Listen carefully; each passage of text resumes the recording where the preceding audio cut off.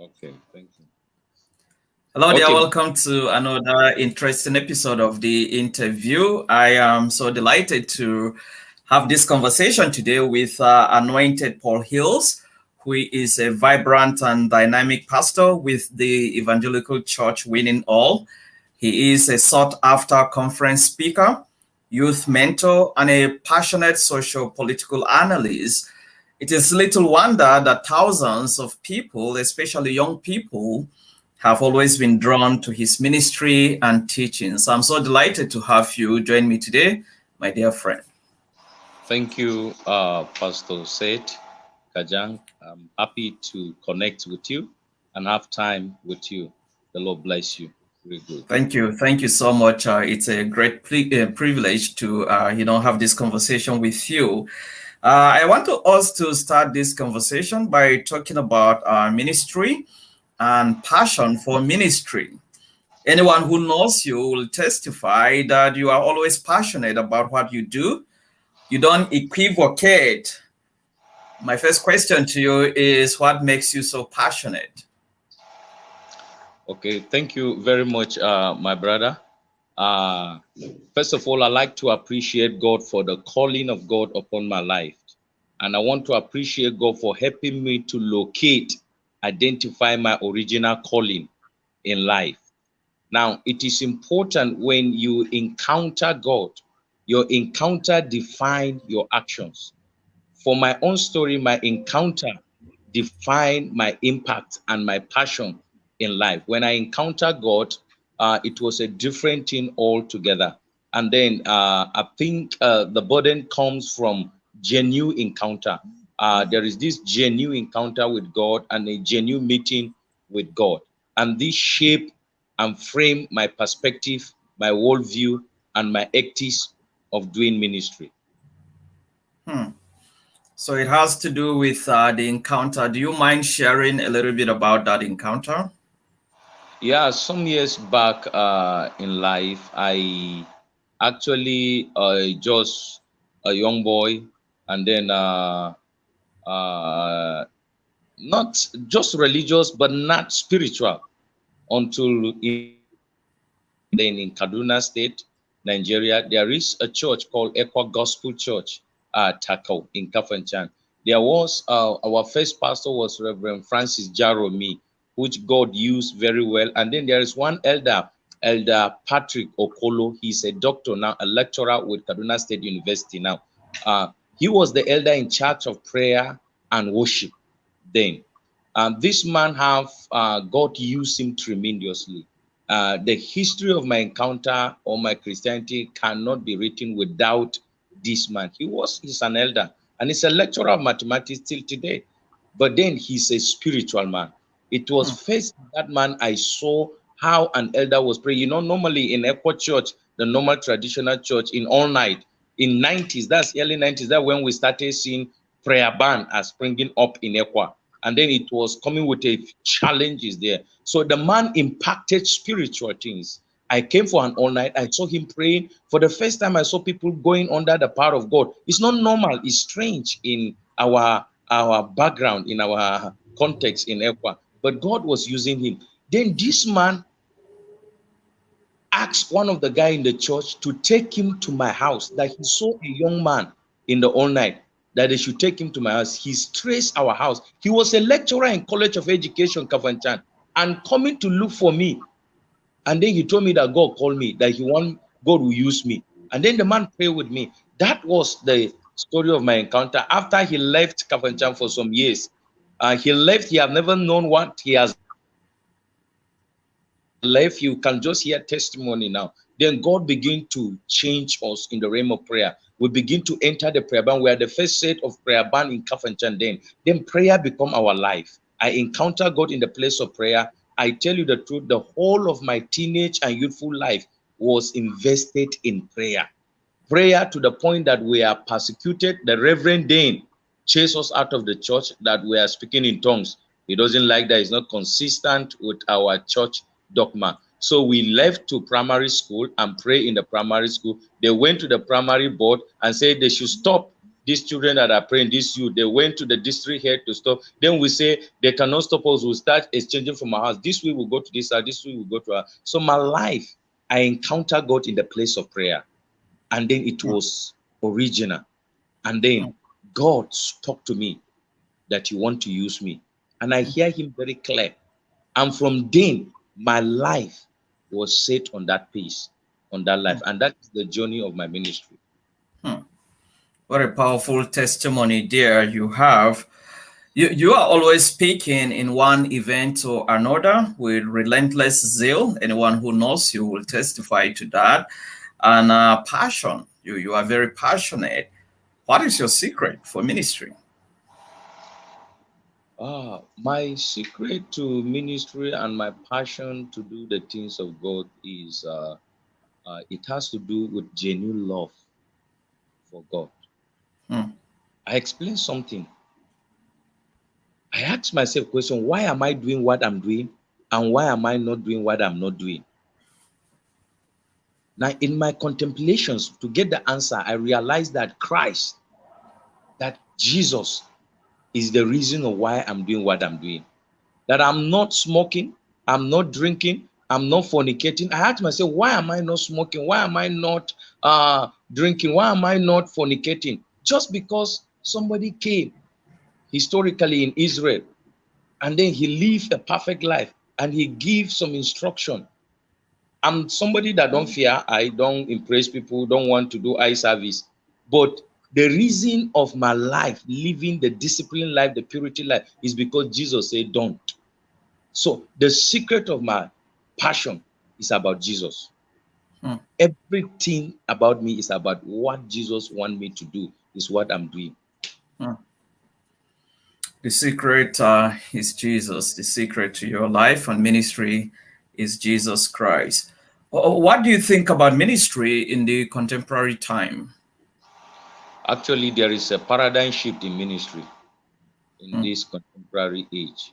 The perspective and the worldview we have about ministry in the past have been redefined sincerely, and we must change our perspective, our approach from judgmental aspect of ministry, Hmm. uh, a loving approach of ministry. Now, I told people I do ministry, I pastor church like hospital. I don't pastor church like police station. You know, in our background, we pastor church like police station where cases you want to handle cases, this one seen, this one do this. No, no, no. I see church, I see ministry like I'm a hospital. People come for treatment.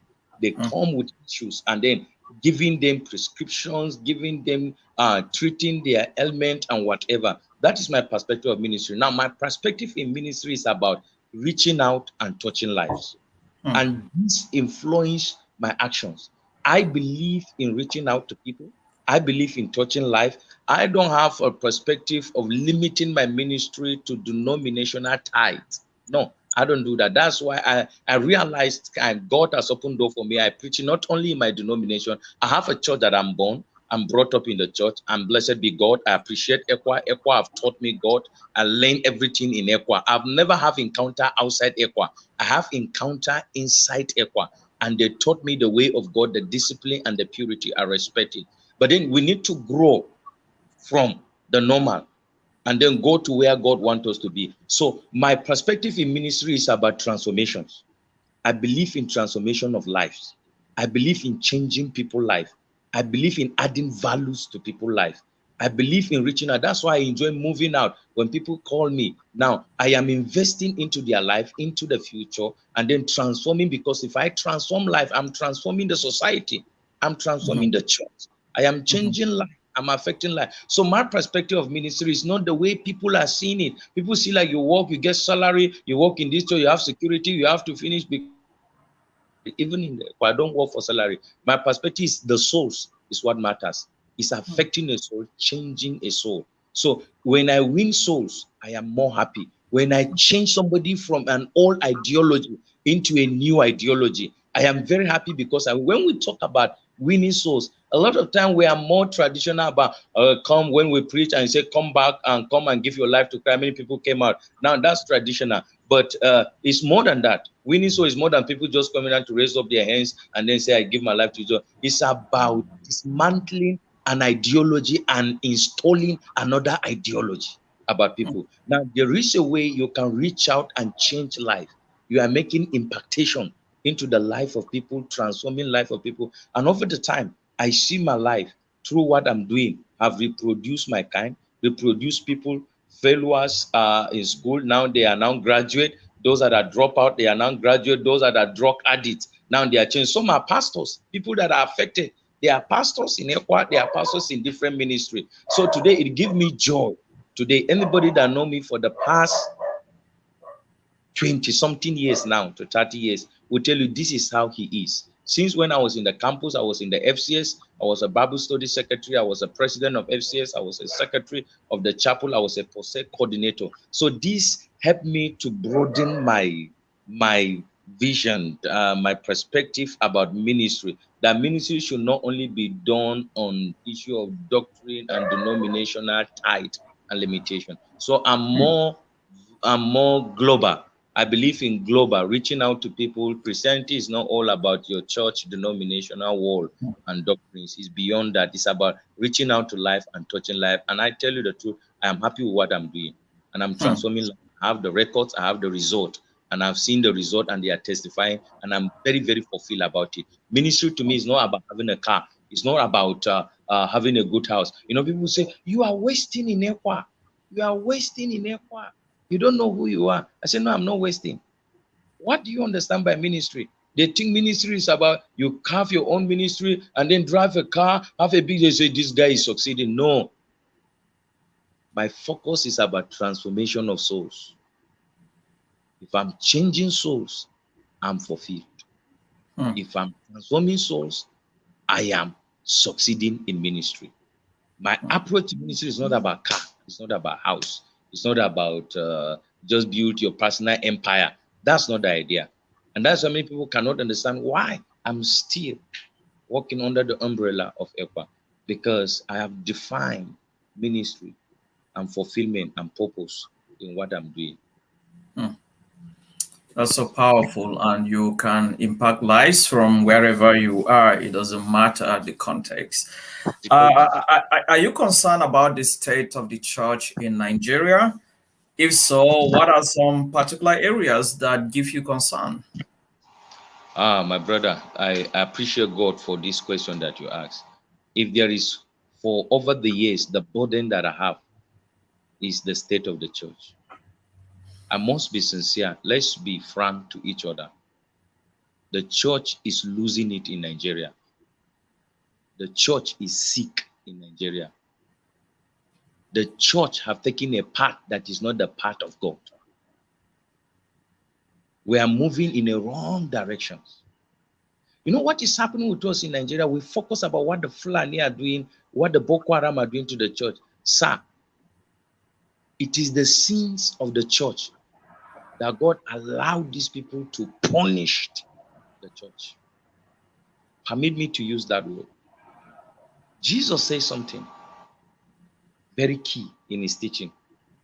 I told you everything my ministry is patterned about. How I see Jesus doing ministry, that's ministry to me. His passion, his direction, his wisdom, his teaching. That's why I believe. Jesus said you cannot serve two masters at the same time. You can. And when he said that word, he said God. I was expecting him to say Satan, but he didn't say Satan. He said God and money. The church in Nigeria cut across denomination. Permit me to say, at a high percentage, not all, there are remnants, there are few, there are innocent, but most of the churches are focused on materialism and murmur. If Jesus will say, you cannot serve two masters, God and murmur, then check the churches today. Where is their direction? Where is the direction of the church? Where is the focus of the church? The one that has money in the church is the one that is respected, is the one giving leadership in the church, is the one make pastor today in the church. You will be recognized because of the power of the money you have. The church that there are bourgeois, that's the church where the leaders will focus to be paying visit. But a church that is spiritual somewhere that lack money, nobody cares about their souls. We evaluate church today as success based on monetary advantage, not based on spiritual advantage. Today, when you have money, you can be decorated as a successful Christian. When you have the Jeep, when you have the car. So we fight on things. And God is not happy with this stuff. The truth about it, if Judas sold the founder of the church, I come to conclusion, God spoke to me. The today leaders of the church have already sold the church to Satan. We are just hanging. And we have to be determined to do the right thing. Because I tell you the truth, the church in Nigeria is sick. We are not growing. The church in Nigeria, yes, the church in Nigeria is growing. It's growing in ethnic and tribalism.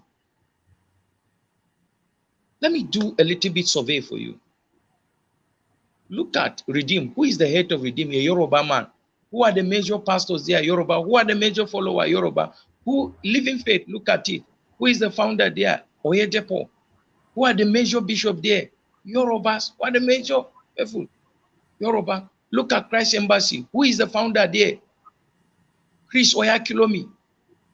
Who are the major pastors? Niger Delta, Benin guys there. Look at Paul Enenche. Who is the pastor there? Paul Enenche, Duname. Look at who are the major pastors there. You go and realize they are Idoma, thief people, Gala people. Look at the Lord choosing. Who is the founder there? Lazarus Moka. You check who are the major people there. Those Igbo guys. Even deeper life, look at it the same. Then come to Equa Baptist. Then look at the church in Equa. Who is the leader there? Because this is the church of the minority in the north, minority tribe in the north. So we come there, you will find out that all our leaders are from the middle belt. And when you go inside our system, you find out that in this district, if it is not this tribe, he cannot be chairman, he cannot be secretary, he cannot be overseer, you cannot be this, based on tribal sentiment. So the church is not growing ethnic advantage. Let's follow our own. And you know, tribalism destroys spirituality. I sat down and I studied the church. At the direction we think we are going, we are not going in the direction of growth, sir. We are building another tradition, ethnic and tribal empires. So when you go to the churches, you find there are conflicts. When you are genuine called by God, you serve a ministry because you are not the tribe of the Geo. There is certain level you cannot grow. As long as you are not a tribe in that, no matter how Jesus is using you, as long as you are not a tribe there, you cannot. So that concept of major tribe in Nigeria, you get me now, the Igbos, the Hausa, the Yoruba, and then the minority, and then the superior culture, you know, now has crippled into the church and is destroying the church sincerely. So the state of the church is a state of concern. If Jesus is in the church today, I preach a message in a revival in Katina just a few months. Basically, anywhere I go when I'm preaching revival too, the topic of the message is, yes, we have spark at church. Jesus spark in the church. Now, an investigation we should go. Why did the angry in the church? What makes him angry in the church? He entered the church that's supposed to be the house of prayer, but now it has turned to the den of robbers. The church have turned to entertainment center. The church have turned to a business center. The church have turned where black powers, magic, ATR, people are using Babalawo spirit, sorcery spirit in the church. Now, the church in Nigeria is growing by what is called beneficiary faith, not sustainable faith. I will explain. We go to church, we come from a background of Baba. Baba, this is my problem. Baba will give you charm, do a bragadada, and give you charm, and you will go, irrespective of your purity or whatever. Now, we bring that attitude to the church today. I'm forcing pastors to become prayer contractors in Nigeria. That we only come to church to receive a miracle of a wife, a miracle of a husband, a miracle of a car, a miracle of a business breakthrough, a miracle of employment. That's what dominates the Nigerian Christian. But we are not talking about sustainable faith. A faith that can be sustainable from one generation to another. It's a burden when you are teaching people the heritage of faith. They don't want to hear. All that they want to hear, do power, do healing. Them, who is pursuing them from their village, who is behind their problem. They will gather, who die and resurrect and come to give you expo how heaven is and hell. They will come and gather, they want to hear, but they are not disciplined to learn the wisdom of God and the knowledge of God. So if something is not done, this church in Nigeria will collapse like the UK.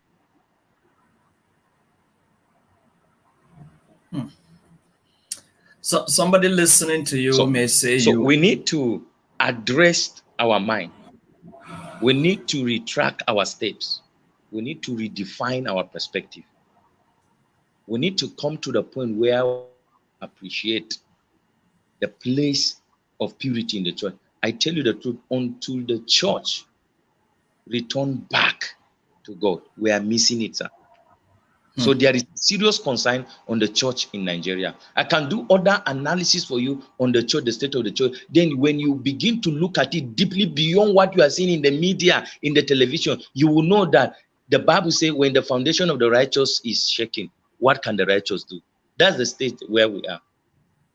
Go to ministry, you have fighting pastor, jealousy about pastor. This pastor is not happy. This pastor, God is using him. This pastor is not happy. The ministry of this pastor is growing. This pastor, you hear pastor going to Fulani to collect power.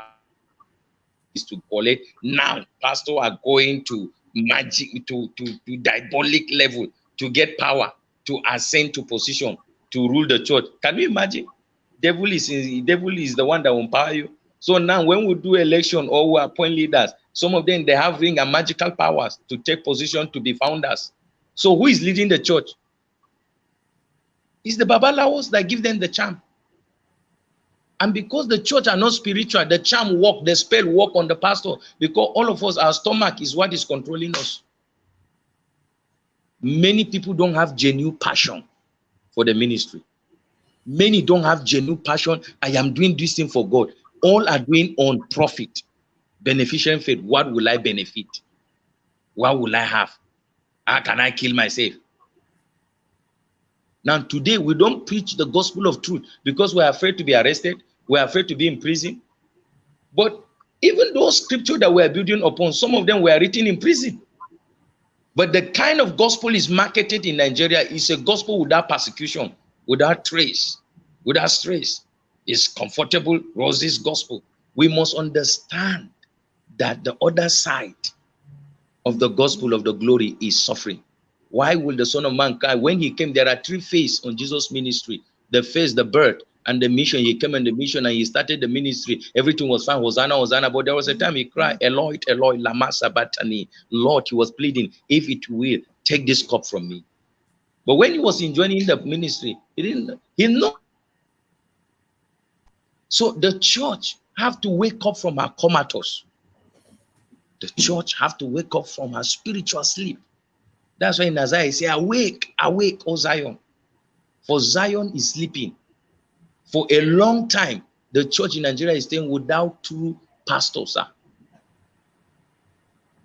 When you read 2 Chronicles chapter 15, he said for a long time, he stay without the true pastor, without the law.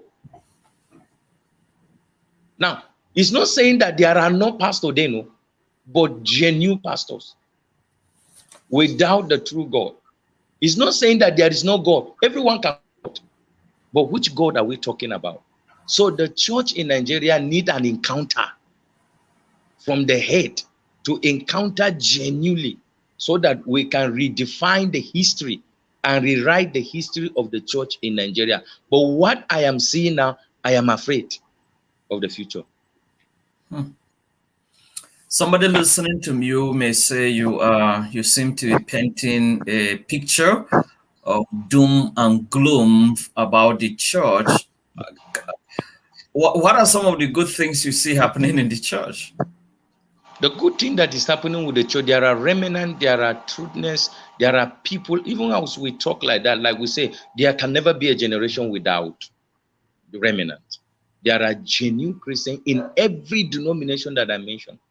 There are people that are out to serve the Lord, whether the Orthodox, the Catholics, the Pentecostal, the white garment, whatever you can call them. I have made genuine, but the genuine one are few. And there are genuine ministries. Those that want to do the will of God. Now, the church have done many good things that I can say. In the history of Nigeria, you can't write the history of Nigeria without the church. The church have contributed in the educational sector of this country. Like you talk about the Covenant University, you talk about the Landmark University, you talk about the Bingham University, you talk about the Madonna University, the Catholic, you talk about Backup University, you talk about contribute in the health sector this nation. You talk about different hospital like the Ola Hospital, Our Lady's Hospital in Jos. You talk about John Kwano in Jos, now Bingham Teaching Hospital. You talk about different ministry having quality hospital. You talk about some ministry. So the church have attracted in this health sector, in education sector, and then the church have contributed moral excellence. We are product of the church that we are standing today because it's the church that shape us. It is not government, it's not politics.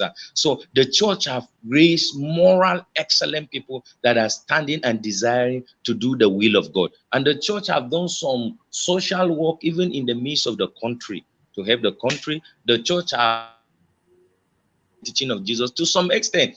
That is why what the Fulani are doing, if not because the church are a little bit trying to obey the teaching of Jesus, it could have been chaos in the nation for now. So I applaud the church in the area of morals to a certain level. They have developed morals and they are bringing morals. They are help in all facets of life. They are help in that particular regard. That is good to know. That provides some kind of balance there. I want us to talk And about yes, of course, in terms of development, the church have helped. In terms of spiritual awakening, the church have helped. We have many men of God that stood up and do things that even politicians could not do, even government could not do. But the church have done. They have contributed to humanity. They have served humanity in their own part.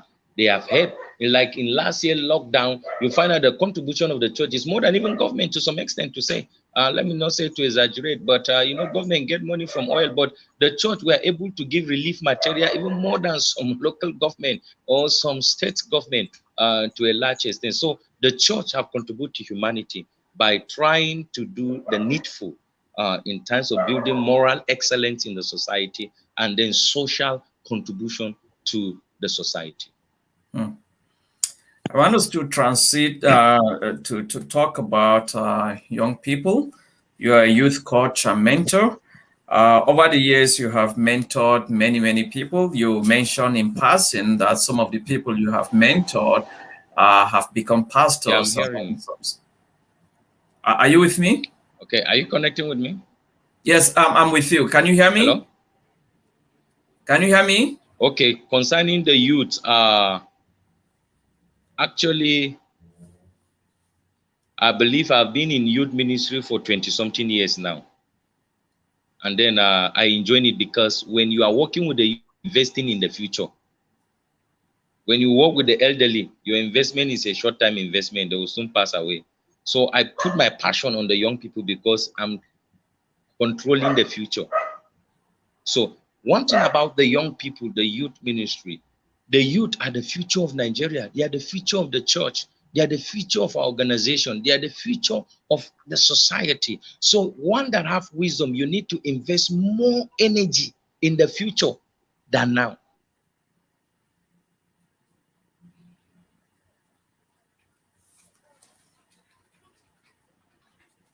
Yes. Are you with me? In the city of Kaduna now, you realize that the devil is taking the future.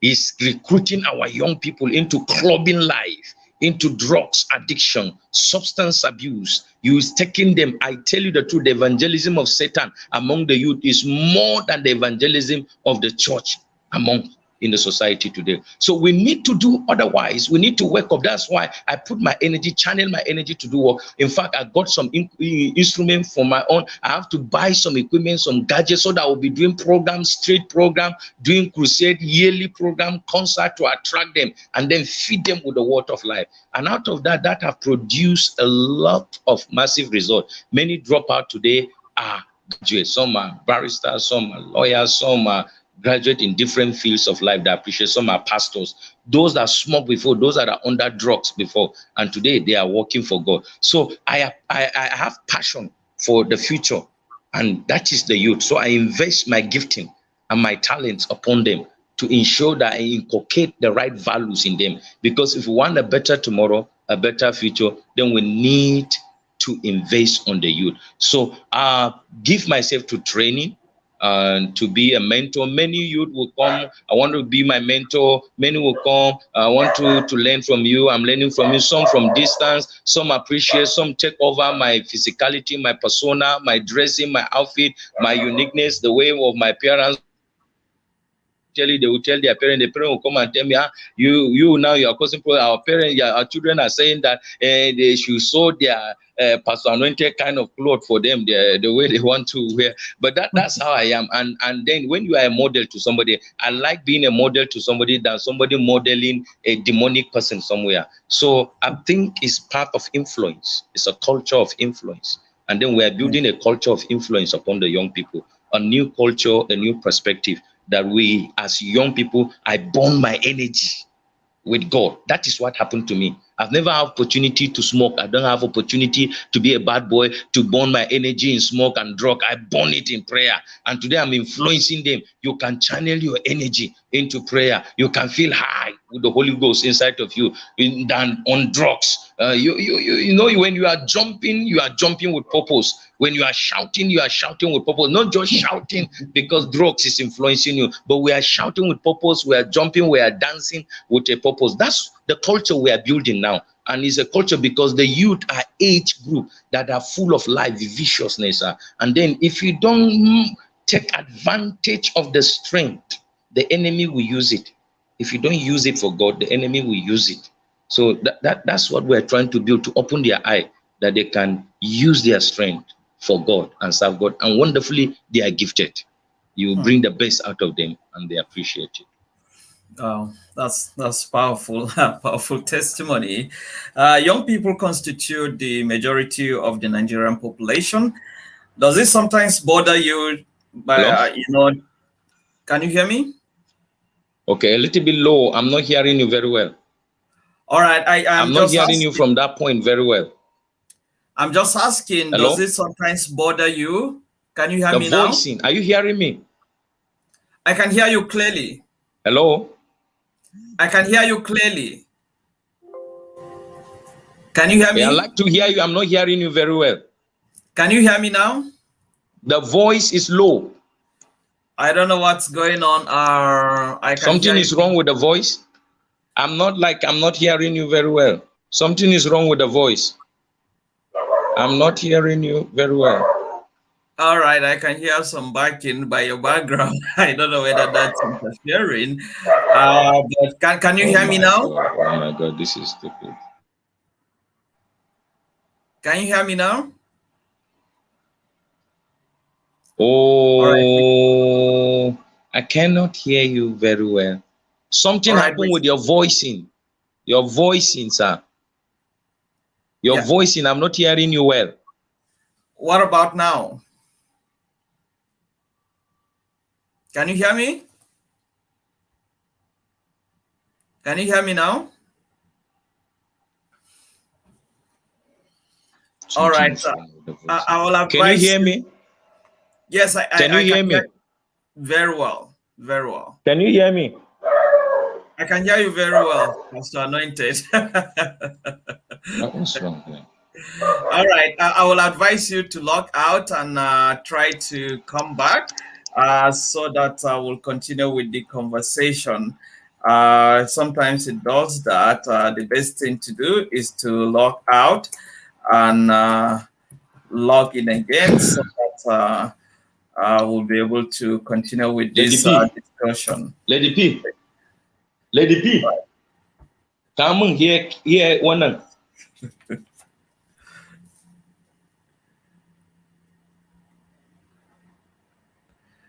All right, don't go anywhere. I'm still having a conversation with Pastor Anointed. We've been having a very wonderful conversation. We seem to be having some technical glitches there, but it's been a very wonderful conversation despite the technical glitches. So I will encourage you not to go anywhere. Pastor Anointed will be logging in again, so that we'll continue with this conversation. I believe you can hear me. He wasn't hearing me so well. All right, thank you so much once again. I will encourage you to go ahead and share this video so that other people can learn from this. And you can also follow us on our YouTube channel. Just go, this is the YouTube channel. You can follow us, go to YouTube channel and just type the interview and you will see all the previous conversations that we have had, on this platform. And remember to subscribe. Remember to subscribe to the channel so that the channel will grow and I will continue, to bring very interesting people and continue with the conversation. I'll be waiting for Pastor Anointed. As soon as he comes back, we will continue with this conversation. So I encourage you, don't go anywhere. And once again, you can check out all the previous interviews on our YouTube channel. It's current now, right now projected on the screen. Check out other interviews, very interesting people that I've hosted. This is the 46th episode. Can you believe that? The first 46th episode of the interview. So let me bring back Pastor Anointed. Can you hear me now? Yes, I can hear you now. All right. I was hearing you very clearly. It was just you weren't hearing me. So I was just asking a question about, I said young people constitute the majority of the Nigerian population. Does it sometimes bother you the way our political and religious institutions treat the young people? Yes, it bothers me because we have a kind of a mentality in Africa that affects us. The mentality in Africa is a mentality that reduces and limits the young people's potential and do not give them room for improvement or room to now your voice is very low too. I don't know what's going on right now. I can hear you, but it's kind of faint. Are you using earpiece or something? Yes, I put earpiece to listen to you very well. But okay, let me remove it and see whether I can. All right, I think it may probably be better without the earpiece. Okay. Okay. Are you hearing me now? Yes, this is perfect. Oh, yes, this is good. I'm hearing you now. The voice is restoring back. So now the point I'm saying that actually the culture of the African mentality towards the young people is not a good one. But politically in the church, we reduce the young people, we limit their potential, we limit their expression, we limit them to express their gift. Tradition of elderly and respect. And inspiration in life has nothing to do with age. Biblically, when you follow it, God left Eli to pick Samuel, a young boy. You get it? God left the matured men and picked David, a young lad, to kill Goliath. Begin to follow the narrative in the Bible. Esther mentioned them, Joseph, whatever. When God wants to do something new in a nation or in a church, he used the fresh energy. But we don't see it. We build experience, everyday experience. They don't have experience. When will they going to get experience? You, the experience, did they born you with experience? We learn on the job. We learn by doing. But nobody gives you time.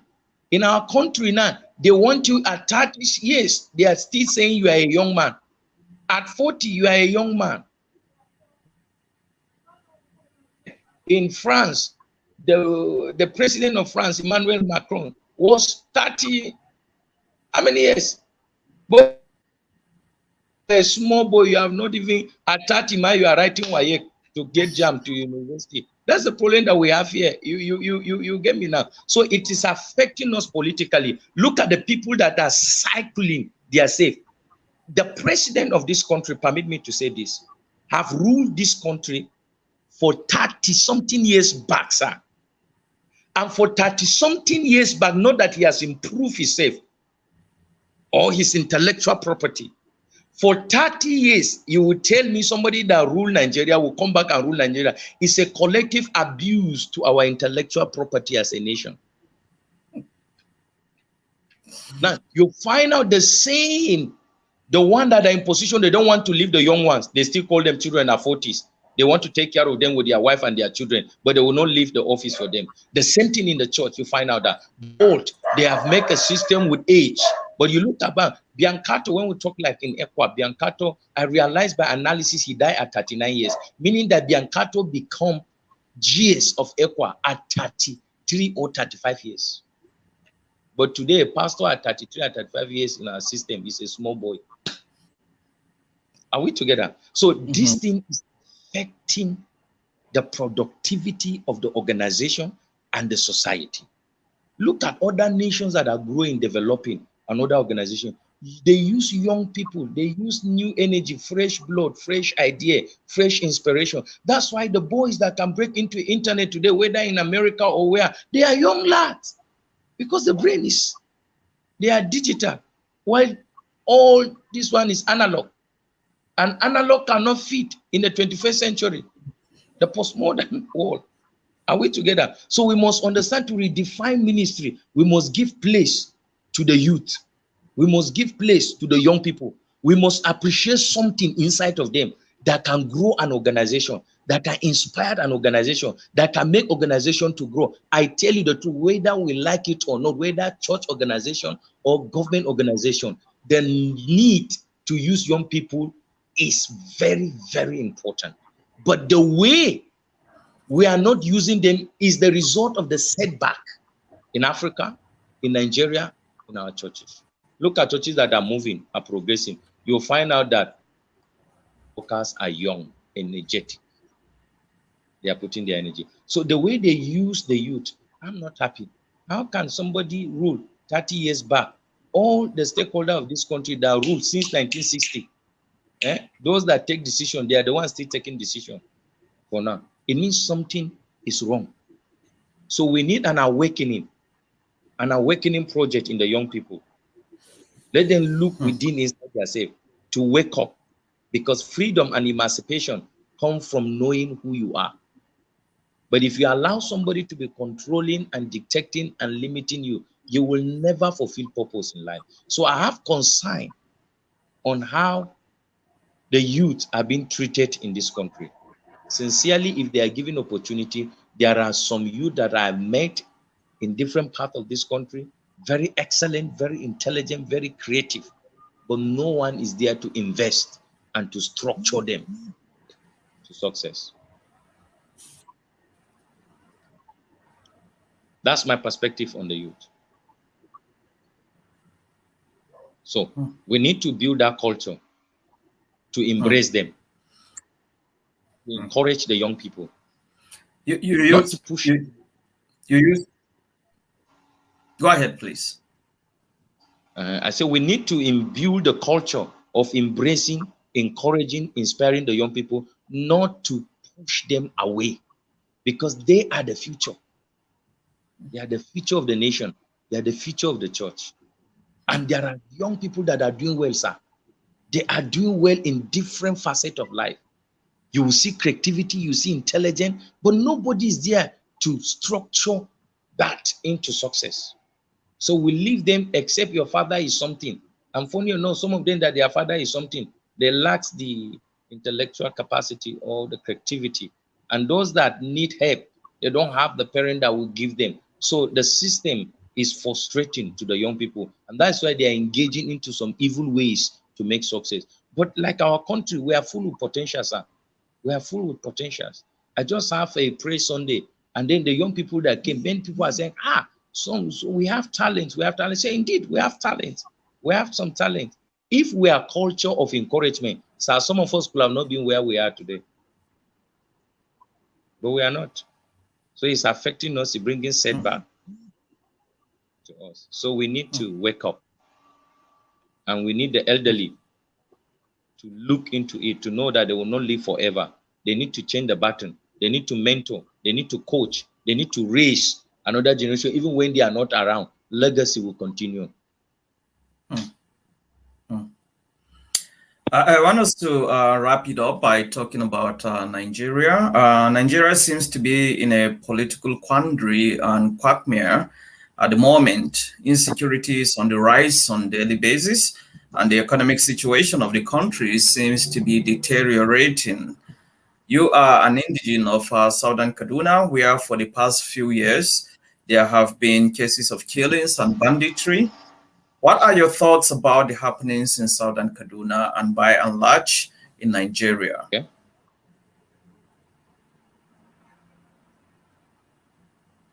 Can you hear me? Are you with me? Okay. Are you hearing me now? Yes, I can hear you. Okay. Yeah, actually, the situation here is very pathetic, and it's a despair, hopeless situation. As I'm talking to you, I just received a report. A reverend father, a priest, and a kaki's wife with the children are kidnapped around Kagaruko local government. Now, the situation that we are now is that kidnappers, bandit, Fulani, hardmen will kidnap you and negotiate in millions and collect the money without security effort to trace them. Now, which phone number are they talking? You force Nigeria to register their SIM card. In every mass poll, anyone that may call, they can trace the call at the position with the today modern technology. But is it true that the government are not aware, the security apparatus are not aware of the situation? Today, the poor citizens who earn their money by hard labor are the one victim and casualty of circumstances. It's a painful situation. Every week, last week, Redeem Car is going to Kafanchan from Kaduna. They blocked them last Friday. Pick 8 people moving around Makeli, you know that Makeli, that particular place. There were army checkpoint there, and after there is that of that navy. How will these people kidnap people and move into the bush? And you know, in Kachia is the home of military, the barracks and the wherever there. How can bandits survive? Look at the student in Africa, School of Forestry, Mando, still up to now, they are not released. Kidnapping from here and there. Pay ransom, sometimes you pay ransom and then they will kill the person, sometimes they release the person. Sometimes the people have never even having those millions. One of our pastor, Pastor Zach, was kidnapped with his elder. They went for mission stations. Now the thing is, they follow you house to house, like they are collecting tax. And then we have commissioner of police, we have GOC, we have our security, SS, we have civil defense. They are collecting salary.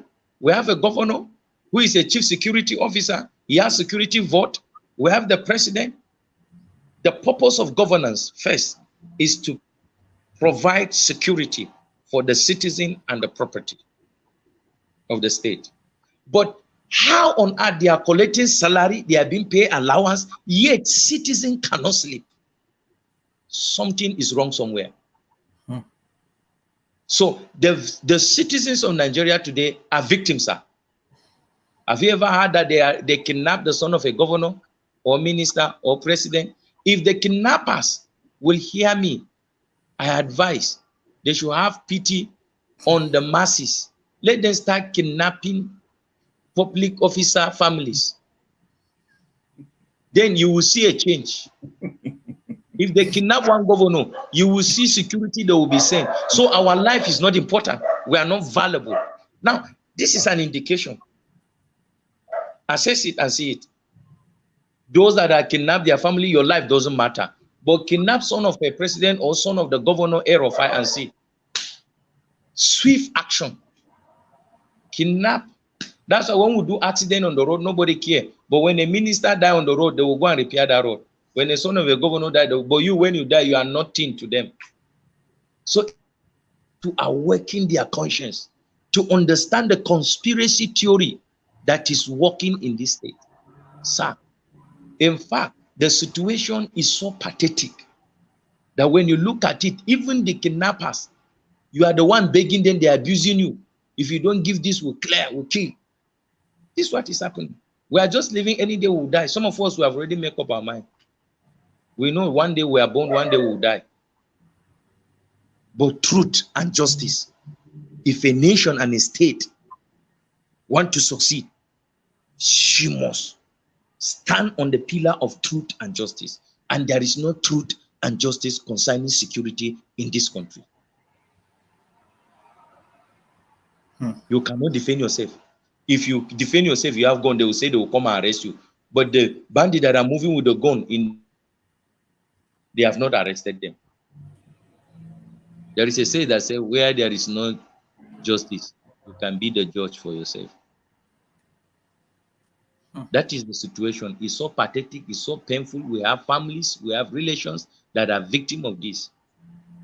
So how can a sitting governor collecting salary, allowance, security vote, and you will not bother citizens at whole ransom?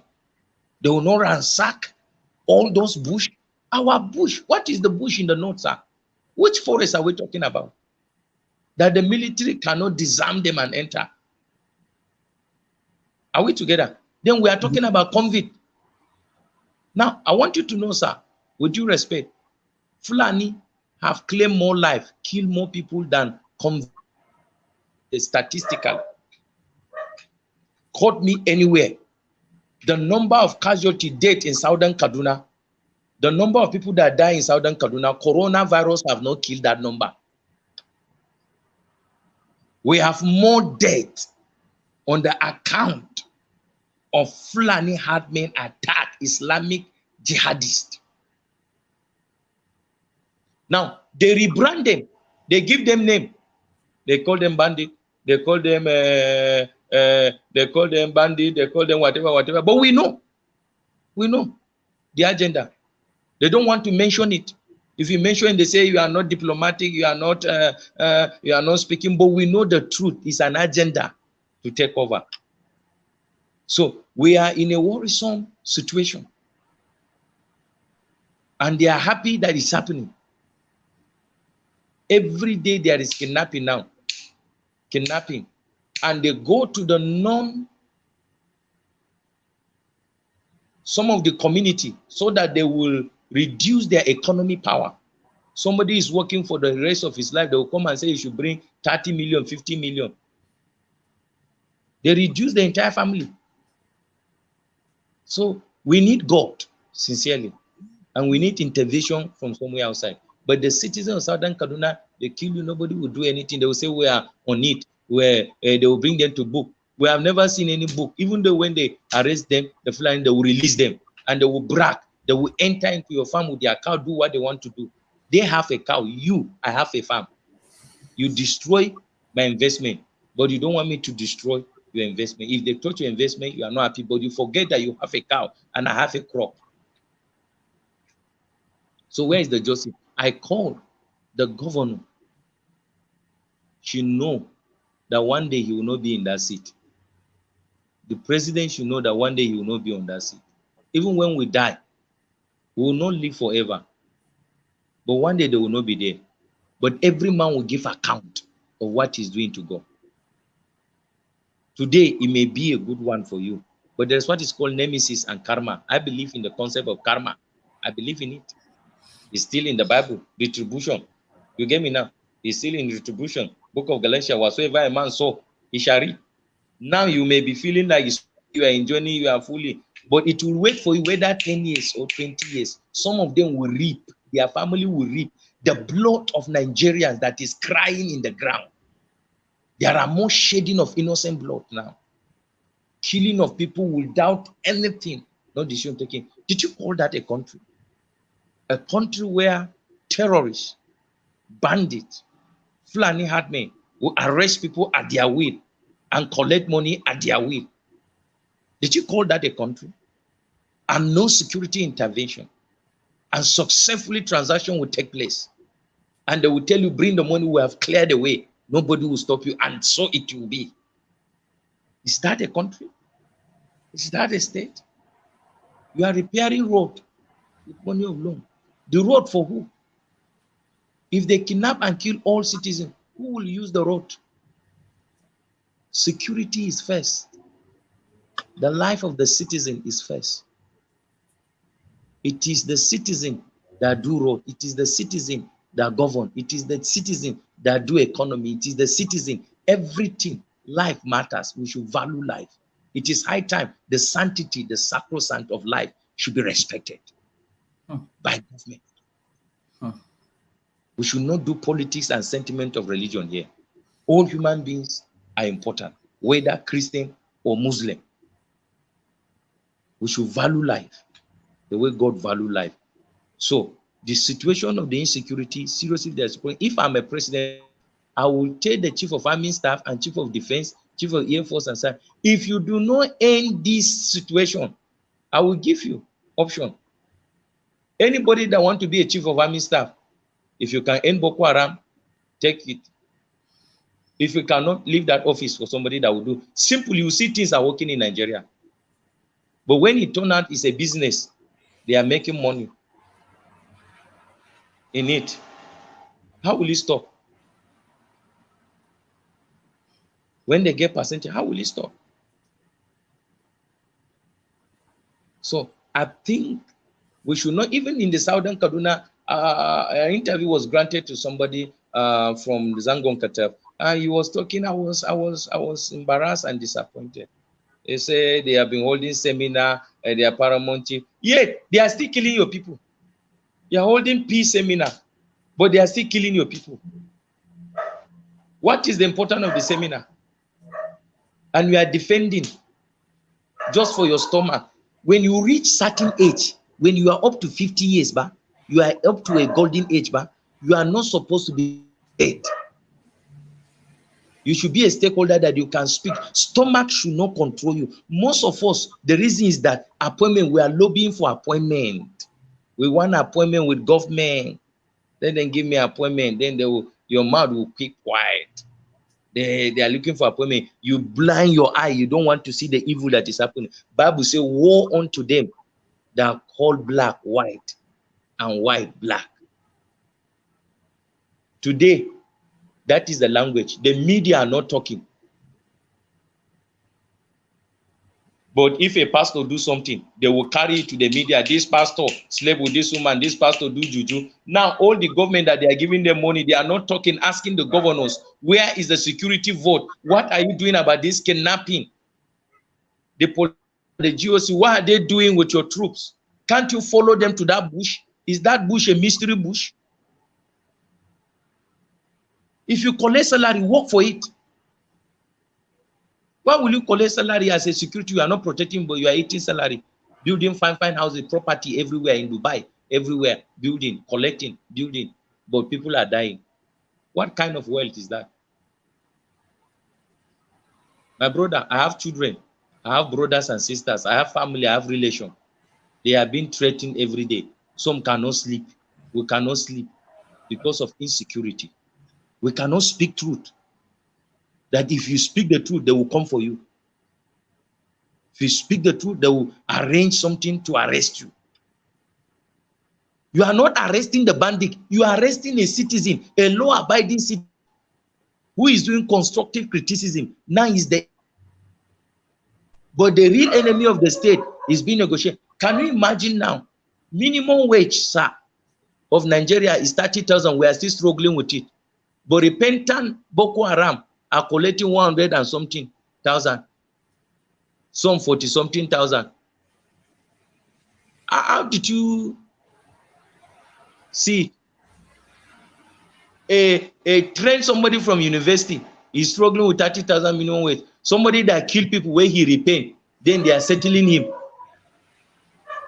So they are trying to say we should negotiate with bandits. So time will come in Nigeria, if the government do not play seriously, everybody will become violent so that government will settle them. Because that become violent and then government give you compensation. How will you take government money and give to the people that are killing people, not the people that are being victims? Victims are not enjoying government money. Somebody will sit in a bush without any development improving his mind and be collecting millions, and government will go and give them. So can this happen in a developed country? In this age of technology, that you can zoom and see where they are? Then we have budget for a country. All the budget is going to personal people's house. They accumulate wealth. But Nigeria is more than that, sir. You know, based on the resources we have in this country, we cannot say this bandit is an impossible mission for our security operator. So we need the leadership to provide holistic leadership, to provide leadership without bias, without religious bigotry, without religious sentiment and bias and nepotism, because that is what is happening today. Nobody, we are not frank to say it, because we are looking for appointment. The governor must love everybody in Kaduna State. He is occupying a public office. When we talk, we are not abusing him. It's constructive criticism, because he sits where to take decision for us all. And if he does not, we have to air our voice, because we can't die as cowards. We can't die as slaves. We are free. We are emancipated. I, as an independent conscience, let me not die as a slave conscience. But what is going through, what we are going through is not a good one. You hear day after day, there is kidnapping, there is kidnapping, there is killing, there is kidnapping. How? They just do it in Chawe, just few weeks. They did it in Zango. Women are protesting. They are killing their people. Soldiers kill them, shoot them in Zango. We have right to advocate, to protest when things are not moving. Where are the, now let me ask you, sir, where will the bandit come and pick student 300, 200? But a citizen moving in Nigeria, there are checkpoints. Where are they moving with those one, no checkpoint to arrest them? Don't you think? Where are they going? How will they, with the checkpoint, they will come and put military in Zango, but yet they are killing the native? How? Are they spirits? They kill us. So something is wrong somewhere. And that thing needs to be changed. Nigeria needs to be healed. We need to be honest. Our leaders need to be honest, from the presidency to the state government. If they want to stop it, sir, I tell you the truth, they will stop it. But they have an interest. They have an agenda. They have a game. But this thing can be stopped. If it is a pastor now, Gumi is negotiating with them. How did he know them? They are paying homage to him, meaning he knows them, they are his people. Are we together? I'm talking, if he's hearing me, I want him to hear me. I get him now. And then asking that the nation should compensate them. For what? Have they brought development to Nigeria or destruction to the country? What's their address? If Gumi know their address, and then the chief of army staff, GOC and commissioner don't know where the bandits are, something is fishing somewhere. I smell a rat. He can have meeting with all of them, but commissioner of police cannot have. Where do we get it wrong?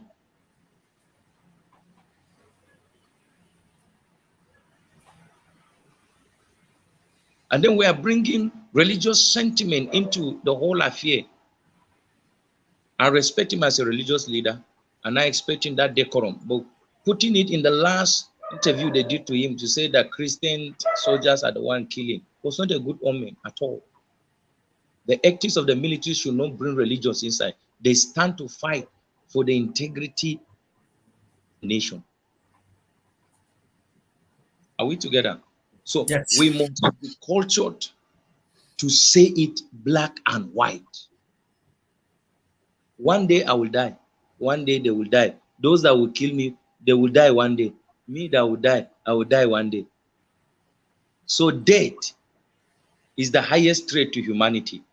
But death should not threaten us that we cannot speak the truth. But the situation of this country is collapsing. I don't believe in one Nigeria, sir. In this interview that they are doing to me, I want to tell you today that I don't believe in one Nigeria. One Nigeria is a scam of the northern and some bourgeois from other zone. What do you believe in? What do you believe in? I believe in division. That let not be division, not Arewa unity. nation, Oduduwa nation, Biafra nation, Middle Belt nation. That's what I believe. That's what we work for Nigeria. But this one Nigeria is a scam. Let me tell you, Biafra. Now, I believe and I support Biafra. If they give Biafra their country, for the first time you hear a country in Africa is growing in technology. You say you don't want to give them power. They say they want a nation. And then you are stopping. You are not fighting Boko Haram, but you are fighting Eastern security, who kill no one. They are fighting for independent nation. What is this? You can never be sure. There are no guarantees that, dividing the country is going to solve anything. Is there a guarantee now that we are together? Neither is there any guarantee that dividing is going to be the solution. For the unknown than the known already, that there is no guarantee. It's better you go for the unknown, because the unknown can give you future, can give you a brighter future. Until you, then success will come. But if you don't dare because of fear, we should be hanging on this present situation, on this present dilemma. We should be hanging because we are not sure. No. I've experienced it. Now I'm at age. I'm 40-something years, for God's sake. For all my 40-something years, they say things will change till I become a father.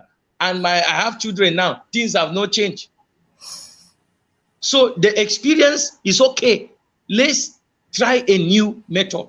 When you are doing something is not working, why not try a new one? That's how the world progresses. The world is not static. The world is progressive. It progresses. We cannot be static 30 years backward. We are moving. Our journey is backward movement, not future movement. As a nation, in this country, Nigeria, where are we today? Don't you think, as a religious leader, you are supposed to? So I have a challenge with it. So we should go to separate entity. They should divide the nation, and everybody should build a nation on their own. All these small country in Africa, Benin Republic, Sierra Leone, Liberia, whatever. Compare them with us now. Ghana, are they not small? We carry Nigeria is not one. No. Nigeria is not one. Some people are just enjoying the oil. Those that are controlling the oil, they are the one who want to hold Nigeria as one. But it's a scam, sir. There is nothing good about one Nigeria. We should separate. Everybody should go his way and build his own destiny. Don't you think, as a religious leader, as somebody that is occupying a religious position, you are supposed to give message of hope to the people? Hope is a new nation, a new Oduduwa, a new Biafran, a new Middle Belt. That's hope. That's hope. You say hope that you see is no hope. As a religious leader, my teacher say hope that you see is no hope, but hope that you have not seen is what you wait, what you aspire. So the new nations is the hope I'm preaching. I cannot preach the old. I have to preach hope, and that's what I do. I'm preaching new nation is hope. If you have a new nation, you will be a better person. Maybe we'll bring you a Middle Belt, you become our president in the future. Is it not a hope? So what hope are we talking about? This is hope. A new nation, a new countries, bringing hope. That's what we are looking for. I'm preaching for that new country. Now, let me say to you, brother, you and I are brothers. Are we together? Mm-hmm. And you and I, we are brothers, my brother. And we are being tagged by somebody as minority. Who makes you minority? Who makes somebody majority? Is your conscience minority? Is your soul minority? Somebody sits somewhere and designs some human being in the image of God, major tribe, minor tribe. I'm not minor. Are you getting me now? Is that the country you want to stay? That they say you are nobody in this country after you are the one laboring for the sustenance of the country? There is scam everywhere. So we don't stay in a country where they reduce us as a class. The other world reduce us and your own reduce you again. So where are you? So it's better we go for a new nation where we will not be minority, where we will be equal. Equity is there. Everybody will have expressions of his citizenship and free to fulfill purpose and life. That's what will give us in this new country. I tell you the truth. I will still reiterate my point that you can never be sure about anything, that division may not actually be the solution to the country. Yeah, you can never be sure of anything, that even if Nigeria is divided into 10 different countries, there are no guarantees of anything based on at least what history has shown. Yeah, it depends. If you marry your wife, are you sure? You have faith in her, but you are not sure in 100%. Marriage is like new country. Let's just start it. Then we'll see. But when we are living in fear, do you know the story of the leprosy that say if we stay, we will die? But is it not better we go and eat and then we die when they kill us? Maybe we may survive. And they dare to take a step. And then it was wonderful.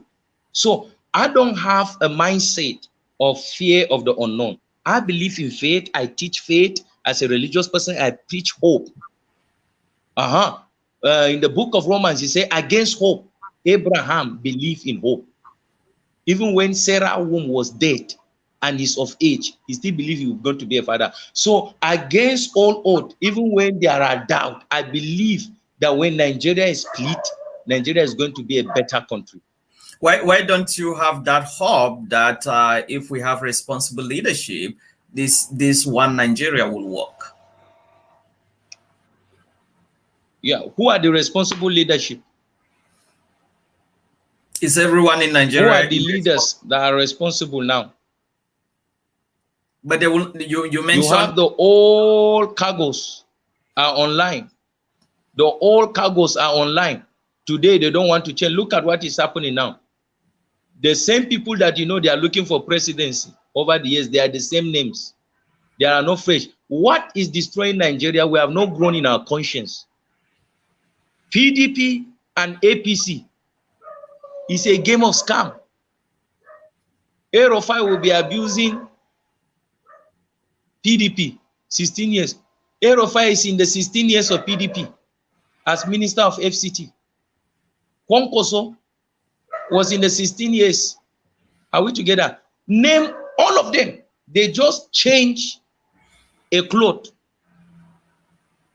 But the DNA is the same. The character is the same. The attitude is the same. Check all the politicians in Nigeria. They are the same. They are just changing. If they change this jersey, they will tell you, hey, we are this. If they change this jersey, they say, then Nigeria is just following them. It's the same scam.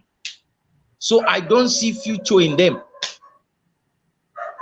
These are people that already know how to play the game, the chess, fun for their personal advantage. If we are going to have a new nation, it is not this new Nigeria.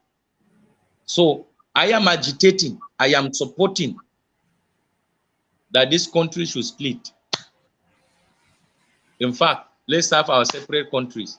Then you see better. Because I have seen the same people that have put this nation into slavery are the same people now. Without integrity, without honesty, without accountability, want to rule continuously. So where is the future? Where is the future? Wari cry how many times they should give him chance. He will shock Nigeria. Now we are inside shock. Yes.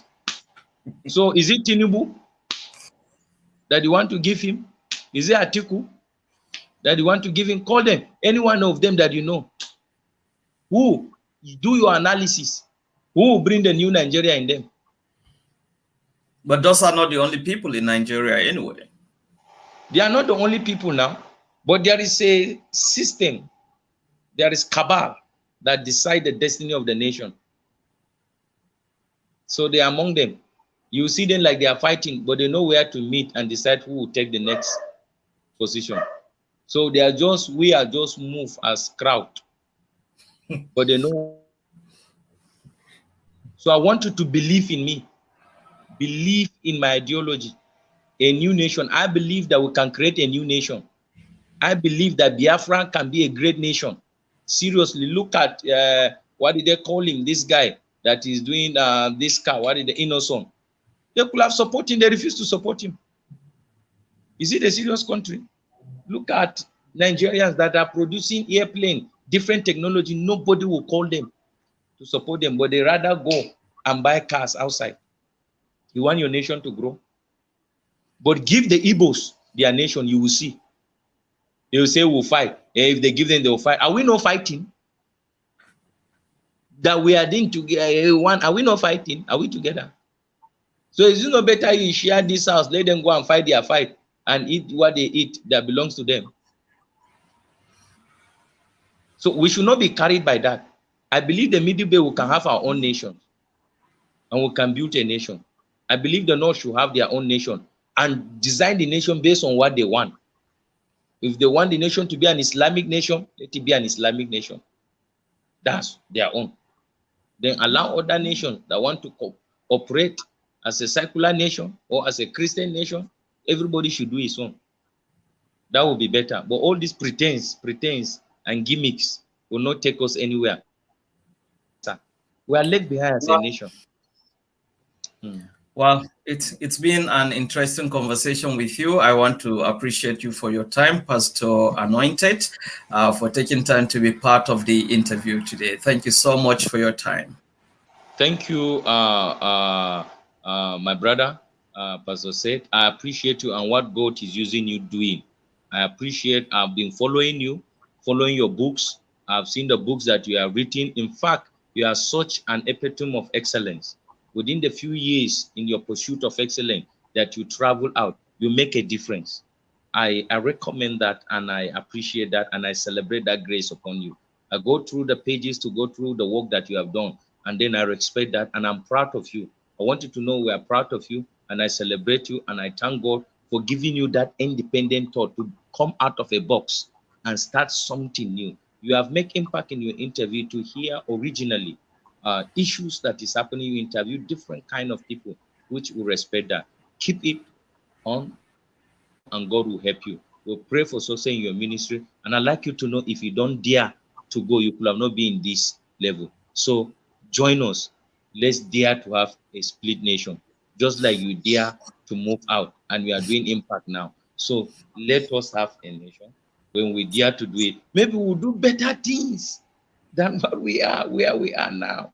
So I salute your courage. The Lord bless you and bless your ministry, the replica, and bless what God is using you doing. We are proud of you as brothers here. We are standing with you and we are praying with you. The Lord bless you really good in Jesus' name. Thank you so much, my brother. Thank you for your kind words. And for all of you that followed us today on this interview, thank you so much. Until I come your way next time with another interesting guest on the interview. Bye for now.